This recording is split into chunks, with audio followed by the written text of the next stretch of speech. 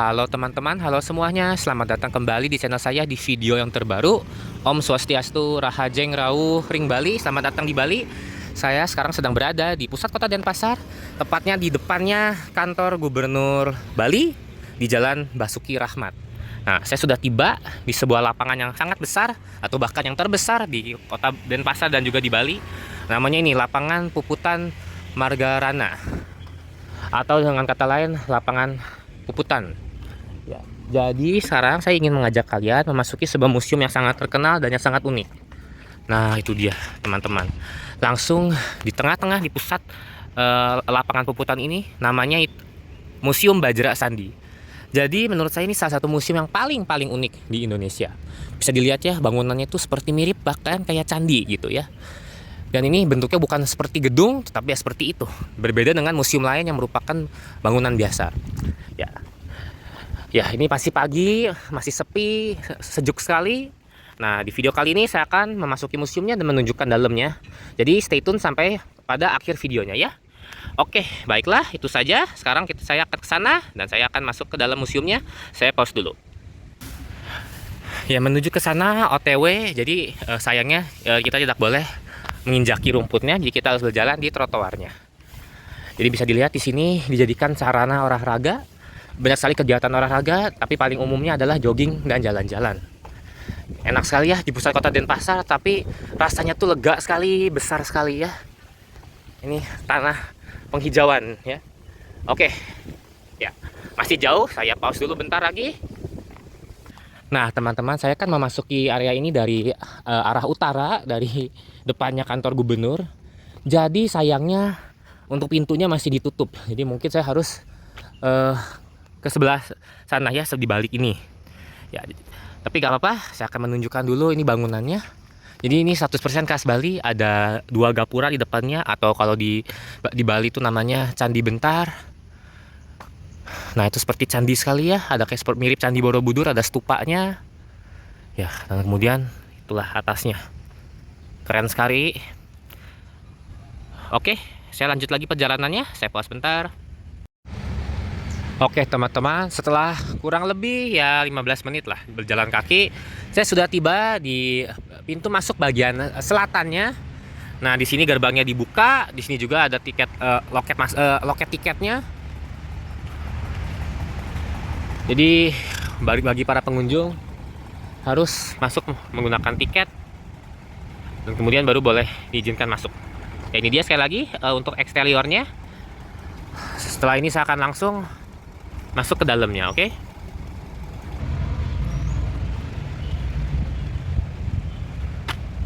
Ya, megah sekali ya, dan tinggi juga itu stupanya. Ya, ini baru saja tiba, ada sebuah bus pariwisata. Ya, coba kita naik ke atas.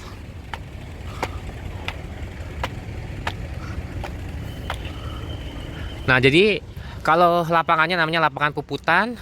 Nah, kalau ini namanya, saya coba zoom ya, namanya Monumen Perjuangan Rakyat Bali. Ya, bisa dilihat jam bukanya dan lain-lain, silakan di pause. Ya, tinggi besar sekali. Baiklah, saya sekarang akan masuk. Ya, seperti ini. Jadi di dalamnya masih ada taman lagi dikit, dikelilingi dengan berbagai macam pohon-pohon yang pendek-pendek.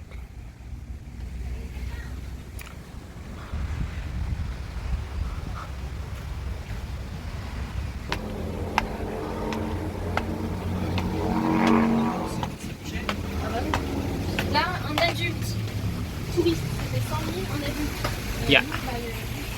Nah, ini lebih dekat ya. Hati-hati, saya hampir saja tadi kepleset. Ya. Nah, di sini sudah seperti sebuah lantai dasarnya lagi, sebuah apa ya namanya? Dasarnya bangunannya. Jadi ini mirip sekali seperti Candi Borobudur ya, bertingkat gitu. Nah, ini dia bangunan utamanya. Oke. Saya akan mengelilingi museum ini secepat mungkin agar durasi videonya tidak terlalu lama. Jadi langsung saja saya akan masuk ke dalam museumnya.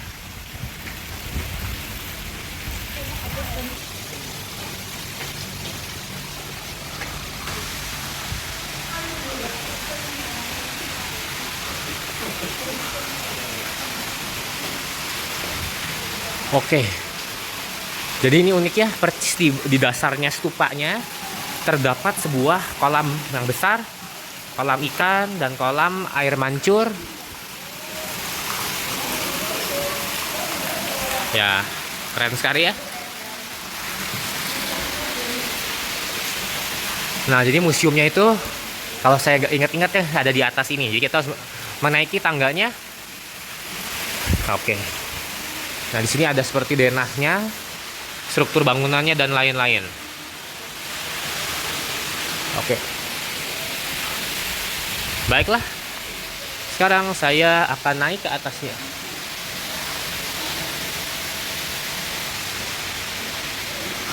Ya. Ini tangganya juga unik ya, melingkar dan tinggi sekali. Seperti lingkarannya, semoga saya kalau naik gak pusing, gak jatuh. Oke, ya.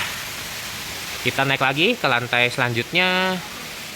Oke, jadi langsung di lantai 2-nya ini kita sudah langsung memasuki ruang dioramanya. Diorama itu apa? Ya, kalau dalam penjelasan saya, sebuah maket atau gambaran miniatur yang mengisahkan suatu cerita di suatu masa. Dan dipasangnya dengan masal. Nah, jadi masing-masing diorama itu ada jendelanya dan disitulah dibikin temanya sesuai tanggalnya dan peristiwa tersebut ya. Ya. Nah, ini ada banyak sekali ya teman-teman. Nah, untuk sebentar saja penjelasan bisa dilihat ya. Di setiap masing-masing diorama tuh tertera nomornya. Ini nomor 18 contohnya. Jadi, ini kan gedungnya melingkar, jadi bisa start, bisa mulai di lantai di diorama nomor 1 dan kita akan putar sekali saja ya. Oke. Baik. Baiklah. Ya, ini yang diorama nomor 1. Saya akan bacakan. Nah, ini zaman prasejarah, zaman berburu dan mengumpulkan makanan. Wah, ini 3000 sebelum Masehi. Oke, kita singkat saja ya. Nah, ini kemudian masa perundagian. Nah, perundagian ini sudah lebih maju lagi. Sudah ada sarkofagus, sudah ada peti mati, dan juga sudah ada alat-alat dan senjata.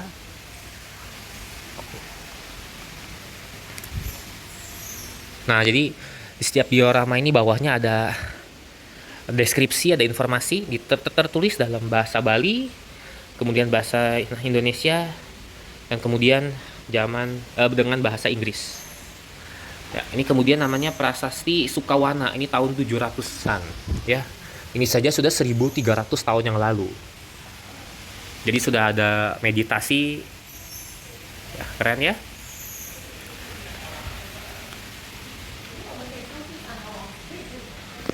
Kemudian ini ada Markandeya. Jadi ini bisa dilihat ya, pakaiannya sudah mirip dengan pakaian Bali zaman sekarang. Ada udeng misalnya dan ada sarung.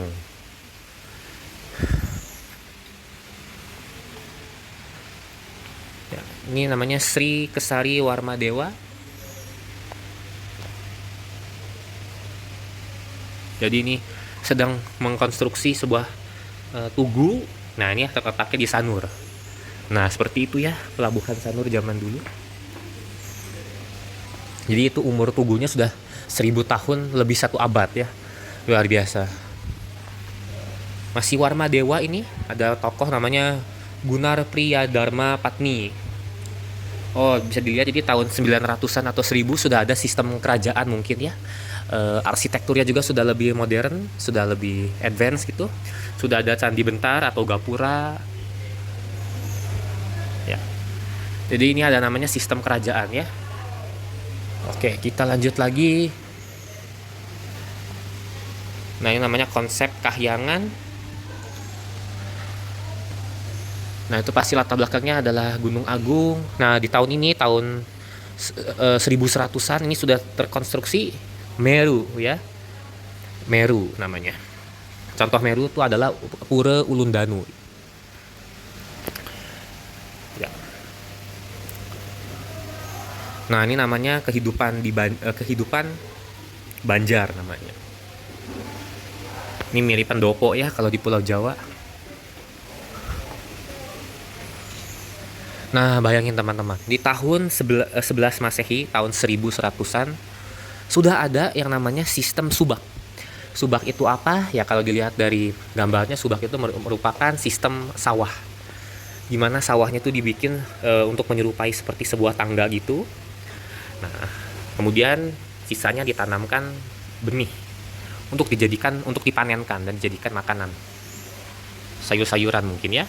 Nah, ini subak ini tuh sangat-sangat terkenal di Bali, bahkan dianugerahi penghargaan UNESCO ya, UNESCO World Heritage.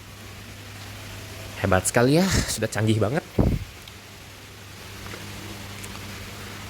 Ini kemudian namanya Sri Asta Suraratna Bumi Banten.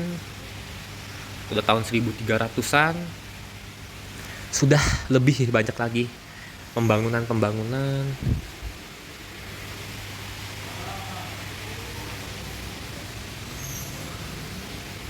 Nah, ini tahun 1300-an juga ya, bangunannya sudah lebih besar lagi. Nah, jadi ada 2 penjaga menggunakan pakaian khas Bali, itu ada udengnya. Nah, seperti itu ya. Jadi lagi penobatan, lagi naik tahta. Nah, itu dia mahkotanya yang warna emas.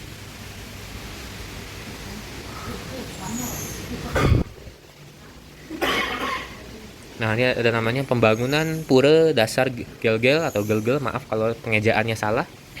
Gelgel atau Gelgel ya, mohon maaf. Ya, ini sudah kelihatan konstruksinya. Ini sedang membangun bagian Meru. Saya tuh kalau di arsitektur Bali paling suka itu struktur Meru ya. Itu menyimbolkan Pulau Bali secara keseluruhan. Pokoknya melihat Meru saja langsung tahu, oh ini Bali. Ini namanya Watu Renggong. Ya sama ya, sudah ada Meru dan sudah ada sistem kerajaan, ada raja ini. Ini namanya Dang Hyang Niratha. Ya, menikmati pemandangan laut. Enak sekali ya. Nah, di sini sudah ada candi.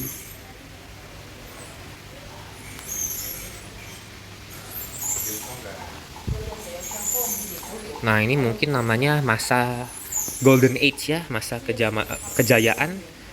Ini namanya ini kerajaan-kerajaannya ya, berbagai kerajaan. Tapi rata-rata tuh durasinya selama 200 tahun dari abad 17 sampai 19. Ya. Jadi pembangunannya sudah massal, sudah menjadi sistem perkotaannya atau urbanisasi mungkin. Ya, itu dia pengawalnya, itu istananya mungkin. Mantap sekali. Dan itu dia seperti biasa ada Gunung Agung.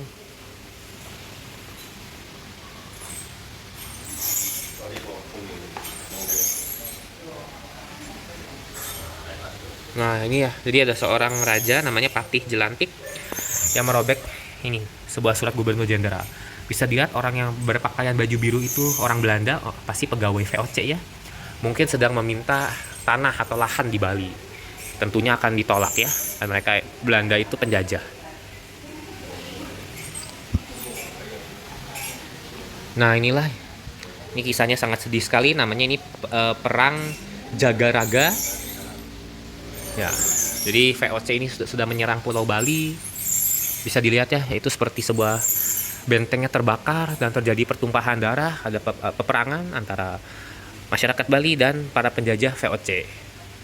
Belanda yang berpakaian warna biru. Kemudian ada lagi namanya ini Perang Kusamba tahun 1849. Ya, ini 100 tahun sebelum kemerdekaan Indonesia ya kurang lebih. Ya, di sini ada pedesaan, kemudian di sini ada perang ya. Jadi VOC itu sudah menggunakan senjata dari Eropa ya. Dan itu dia ada pertumpahan darah lagi. Ada banyak bangunan yang dirusak karena oleh Belanda. Nah, tapi ini untungnya jenderalnya pasukan Belanda, Jenderal Michiel terbunuh. Ya, seperti bisa dilihat di gambar. Ya. Ini udah banyak banget ya, udah nomor 19 ini. Ini namanya perlawanan rakyat Banjar. Ya, masih sama antara Belanda dan masyarakat Bali di sebuah desa. Kemudian ini yang terakhir untuk bagian ini, nomor 20. Nah, ini dia yang nama yang sangat terkenal, namanya Puputan. Jadi Raja Badung berpakaian serba putih, bertekad untuk melawan Belanda sampai mati. Nah, jadi ini sebuah perjuangan yang bahkan sampai menghilangkan nyawa ya. Nah, nama tekadnya namanya Puputan. Jadi sebuah semangat gitu ya, sebuah tekad. Ya, ini udah tahun 1900-an, udah abad ke-20 ini. Sayangnya banyak yang terbakar. Ya. Nah, ini dia rajanya memegang keris.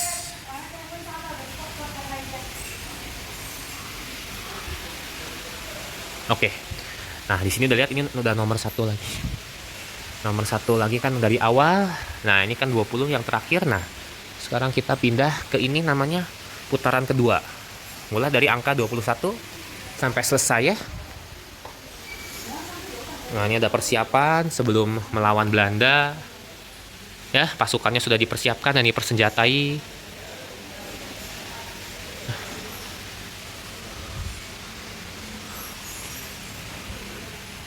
Nah, ini ada Puputan di Kelungkung, ini di bagian timurnya Bali. Oh, bahkan ada wanita pun yang ikut perang, memegang pedang dengan sangat berani melawan pasukan penjajah Belanda.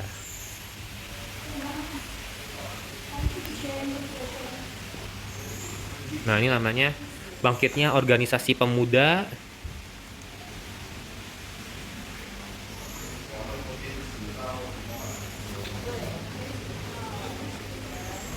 Nah, ini yang sangat menyedihkan, Bali di bawah fasisme Jepang.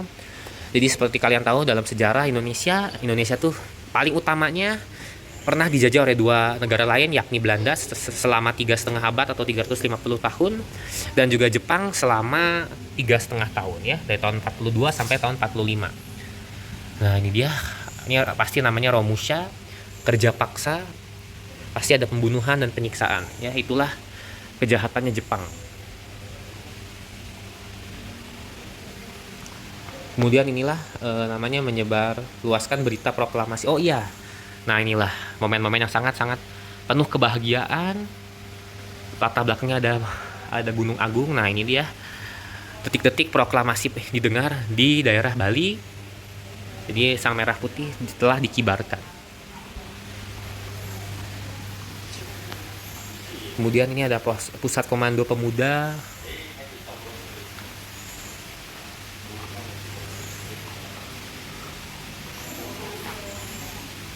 Oh, ada peristiwa bendera. Jadi kan walaupun Jepang sudah menyerah dan proklamasi sudah dideklarasikan, tapi Belanda belum ingin mengakui kemerdekaan Indonesia. Lantas terjadilah peristiwa agresi militer Belanda. Nah, ini dia salah satu senjata tradisional Bali. Namanya masih sama seperti di Pulau Jawa, namanya kris. Nah, ini ada pertempuran laut di Selat Bali. Masih sama antara Belanda dan Indonesia. Ini termasuk agresi militer Belanda. Nah, itu dia para pejuang negara kita. Itu dia penjajah Belanda.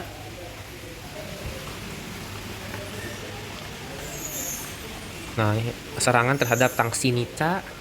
Ya, Nica ini itulah pasukan agresi militer Belanda. NICA namanya.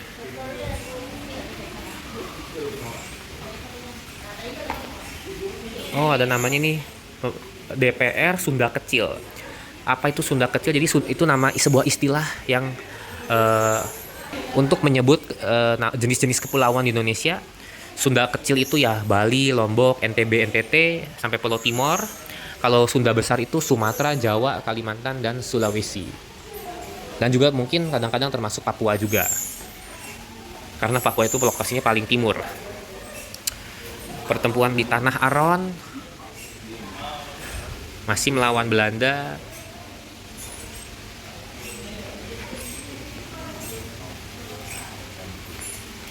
kemudian ini dia pertempuran Marga tahun 1946. Jadi ini tuh sebagian mengisahkan sejarah Bali, sebagiannya mengisahkan pertempuran yang pernah terjadi di Bali ya. Nah, kemudian ini Bali dalam mengisi kemerdekaan. Nah, jadi sudah selesai, Belanda dikalahkan, ditaklukkan, Belandanya tuh mundur keluar dari Indonesia, dan akhirnya setelah konferensi meja bundar di Den Haag, Belanda, Indonesia resmi diakui kemerdekaannya. Ya, ini masa-masa sangat membahagiakan. Kita bersyukur sekali Indonesia sudah tidak lagi dijajah oleh bangsa lain. Bisa dilihat ada sebuah tarian barong. Nah, barong juga terkenal. Itu merupakan simbolnya Bali ya. Ya, baiklah teman-teman, itu saja untuk bagian dioramanya. Dari nomor 1 sampai nomor 33. Ya. Oke, itu saja. Silakan diputar kembali dan juga di-pause untuk setiap segmen-segmennya kalau ingin menontonnya lebih lama dan ingin melihat gambarnya lebih jelas. Baik, sekarang saya akan menuju ke atas dan melihat lantai atasnya ya. Saya pause dulu. Baiklah teman-teman, saya sudah sampai ke lantai paling atas, titik tertinggi di Monumen Perjuangan Bali ini. Ya, saya tadi hitung total ada 70 biji anak tangga ya.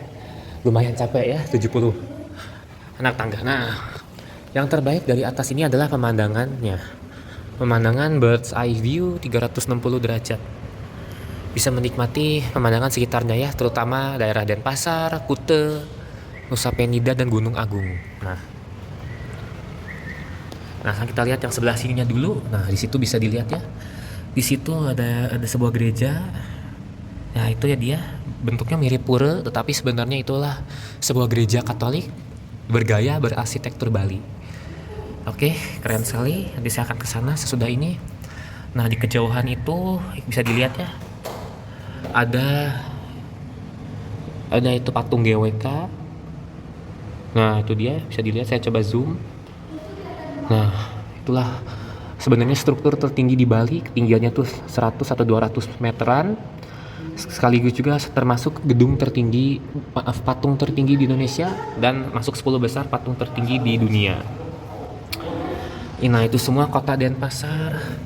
Tadi kalau kita perhatikan bisa melihat pesawat. Nah, itu Bandara Internasional Ngurah Rai. Ya, itu yang ke arah selatan. Nah, patung GWK itu letaknya di daerah Bukit. Kalau dilihat, Bukit itu bagian paling selatannya Bali, bentuknya lebih kecil. Nah, oke, itu kan sebelah selatan. Nah, sekarang kita coba lihat ke sebelah timur.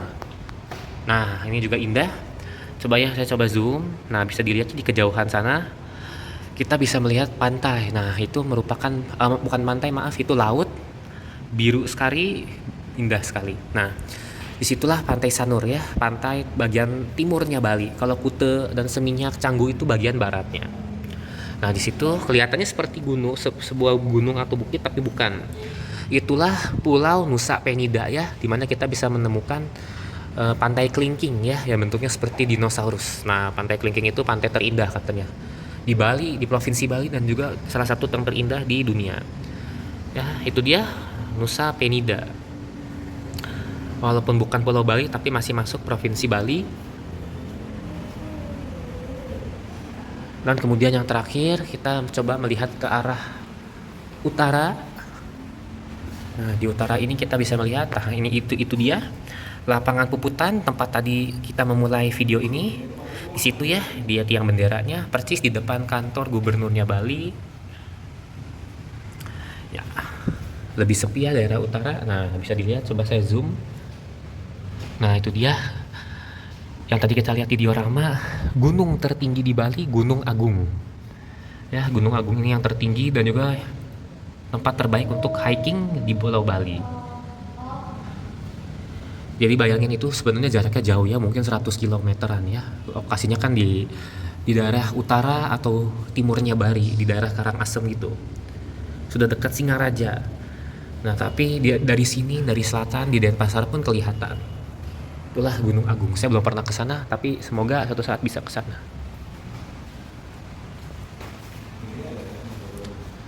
Dan terakhir ini dia yang menghadap ke arah barat. Itu dia kota Denpasar. Dan juga di bawahnya kita bisa melihat struktur Museum Perjuangan Masyarakat Bali atau Bajra Sandi. Museum tapi bentuknya seperti candi ya, seperti seakan-akan usianya itu sudah ratusan tahun gitu. Ya, di situ juga ada puranya untuk di monumen ini. Ya, sekali lagi ya. Jadi yang paling indah itu satu Gunung Agung. Kemudian laut atau pantai Sanur dan juga Pulau Nusa Penida.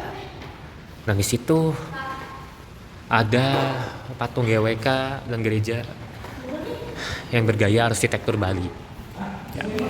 Oke teman-teman, mungkin itu saja untuk video yang sudah lama ini. Teman-teman terima kasih ya kalau sudah menonton video ini dengan senantiasa sampai pada akhirnya. Semoga kalian menyukainya. Semoga kalian semua menyukai konten-konten sejarahnya dan pemandangannya dan lain-lain. Teman-teman, kalau kalian menyukai video ini, mohon jangan lupa ya, berikanlah jempol ya, like, thumbs up, berikan thumbs up pada video ini dan nyalakanlah tombol share-nya, tekan ya. Bagikan video ini ke teman-teman, rekan, keluarga, kerabat kalian semua yang menyukai konten-konten tentang sejarah, tentunya sejarah Indonesia, sejarah Bali, tentang Pulau Bali, Pulau Dewata, dan tentang negara kita tercinta Indonesia. Dan teman-teman mohon juga dukung channel saya agar channel ini bisa terus berkembang dan agar saya bisa terus pergi-pergi dan bisa membuat video-video baru lainnya. Dan juga nyalakan lonceng notifikasinya agar dinotifikasikan untuk setiap update atau video baru. Dan yang terpenting subscribe lah. Jadilah pengikut saya di channel Nicholas William dan nonton juga lah video-video lainnya di channel saya. Demikian dari video ini, saya nge-vlog dari Museum Monumen Perjuangan Masyarakat Bali di Denpasar, Bali. Oke, sekian dari video ini. Terima kasih sebanyak-banyaknya teman-teman. Ketemu lagi di video berikutnya. Stay tune. Salam sehat semuanya. Terima kasih. Peace.